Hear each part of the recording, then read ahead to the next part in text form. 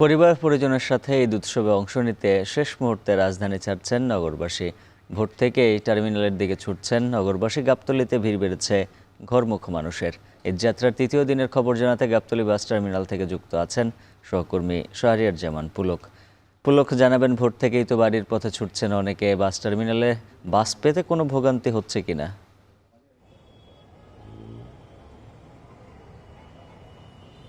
উজ্জ্বল, আমি আছি রাজধানীর থেকে বেরোনোর সবচেয়ে বড় পথ, যেটি গাবতলী বাস টার্মিনাল। এখান থেকে মূলত উত্তরাঞ্চলগামী যে বাসগুলো সেগুলো কিন্তু সবগুলো ছেড়ে চলে যায়। এবং সকাল থেকে আমরা যে চিত্রটা দেখাতে চাই, যেহেতু আজ একটু সকাল 7টা থেকে মোটামুটি বলা চলে যে গতকালকের যে সকালের তুলনা যদি করতে চাই, তবে আজকে সকালটা একটু বেশি আসলে যাত্রীতে পরিপূর্ণ গাবতলীর এই জায়গাটিতে। গতকাল রাত থেকে আসলে যাত্রীদের চাপ বেড়েছে। এবং যেটি আপনি বলছিলেন যে যাত্রীদের কোনো ভোগান্তির বিষয়টি, আসলে যারা আগে থেকে টিকিট কেটেছেন তারা স্বাচ্ছন্দ্যেই যাত্রা করতে পারছেন।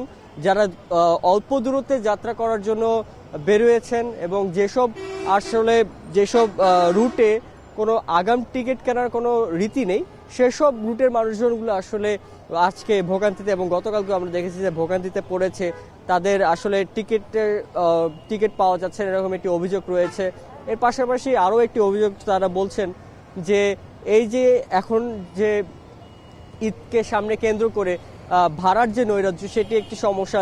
যে জায়গার ভাড়া 500 থেকে 600 টাকা, সে নন এসির ভাড়া, সেই জায়গায় অনেকে 1000 টাকা পর্যন্ত হাঁকাচ্ছেন। আবার যেগুলো টিকিটের ভাড়া, যেগুলো এসির টিকিটের ভাড়া 1000 থেকে 1200 টাকা, সেগুলো অনেক অপারেটরে আসলে 2000 টাকা পর্যন্ত হাঁকাচ্ছেন। তো এই মোটামুটি এই যে ধরনের যে ভোগান্তির চিত্রটি, সেটি কিন্তু আসলে যাত্রীদেরকে আসলে ভোগাচ্ছে।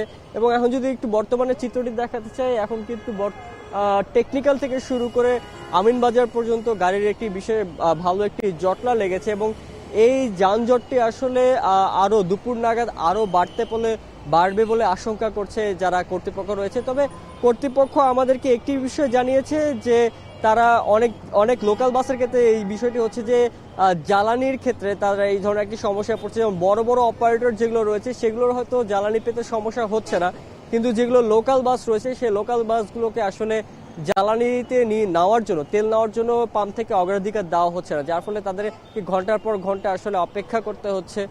এই অনেক ঘন্টার পর ঘন্টা অপেক্ষা করতে হচ্ছে। এর পাশাপাশি আরেকটি কথা তারা বলছেন কর্তৃপক্ষ, যে মহাসড়কে চন্দ্রার দিকে বিশেষ করে একটি যানজট বেশি পড়ছে। এই যানজটের কারণে আসলে সেই জায়গা থেকে গাড়িগুলো আসলে ঢাকামুখী ঢুকতে দেরি হচ্ছে। এর ফলে একটি শিডিউল বিপর্যয়ের সমস্যা হচ্ছে। এই শিডিউল বিপর্যয়ের কারণে আসলে অনেকে বলছেন যে ঠিক সময় গাড়িটা ছাড়তে পারছে না বা যাত্রীদের অপেক্ষা করতে হচ্ছে।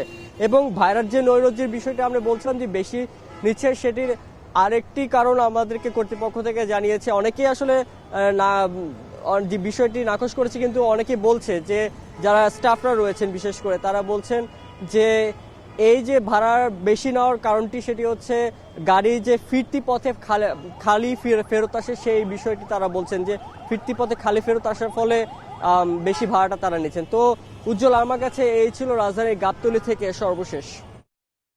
শাহরিয়ার জামান পুলক জানাচ্ছিলেন গাবতলী থেকে। এবারে জানবো ট্রেনে ঘরে ফেরার চিত্র। বগুড়ার সান্তাহারে দুর্ঘটনার পর কমলাপুরে কয়েকটি ট্রেনের শিডিউল বিপর্যয় হয়েছে। এছাড়া ভোর থেকে অন্যান্য রুটে সময় মতোই ছাড়ছে ট্রেন। শেষ মুহূর্তের ঈদযাত্রার খবর জানাতে কমলাপুর থেকে যুক্ত আছেন রাজু আহমেদ।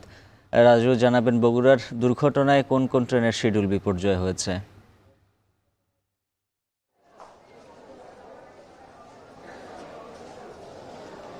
উজ্জ্বল, প্রথমে জানিয়ে রাখতে চাই যে বগুড়ার দুর্ঘটনা এখন পর্যন্ত 2টি বগি উদ্ধার করা সম্ভব হয়নি সর্বশেষ তথ্য অনুযায়ী। এবং এখন পর্যন্ত রেলওয়ের পক্ষ থেকে যে তথ্যগুলো মূলত দেওয়া হচ্ছে, সকাল থেকে বিভিন্ন রুটের ট্রেনগুলো ছেড়ে গেলেও উত্তরাঞ্চলের যে ট্রেনগুলো রয়েছে সেগুলো কিছুটা বিলম্বে ছাড়ছে। বিশেষ করে যদি উল্লেখ করে বলি যে তিস্তা এক্সপ্রেস ট্রেনটি এখন পর্যন্ত প্ল্যাটফর্মে আছে, এটি 7:30 নাগাদ ছেড়ে যেতে পারে। এবং নীলসাগর এক্সপ্রেস সেটি ঘন্টা দেরি হতে পারে বলে কিন্তু আমাদেরকে জানানো হয়েছে।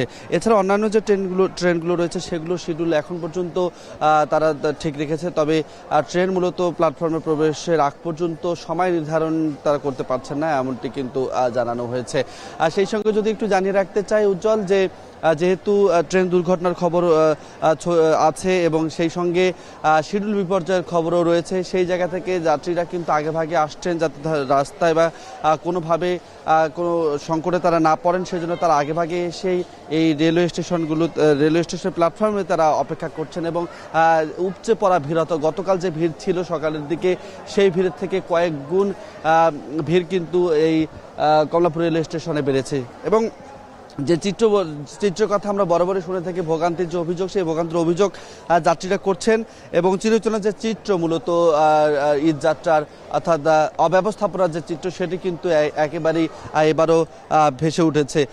ছাদে যাত্রী ওঠা, অতিরিক্ত যাত্রী ওঠা এবং বগিগুলোতে অতিরিক্ত যাত্রী ওঠা থেকে শুরু করে সব ধরনের অভিযোগই কিন্তু আমরা এখান থেকে পেয়েছি। যদিও রেলওয়ের পক্ষ থেকে বলা হচ্ছে তারা এই সমস্ত বিষয় নিয়ন্ত্রণ করছে এবং যেহেতু ট্রেনের দুর্ঘটনার পর শিডিউল বিপর্যয় ঘটনা রয়েছে, সেই দিক থেকে চেষ্টা করা হচ্ছে বিকল্প উপায়ে যাতে যাত্রীরা, বিশেষ করে যারা ঈদ করতে ঘরে ফিরবেন তাদেরকে যেন ফেরানো যায়, সেই ব্যবস্থাটি তারা করছেন।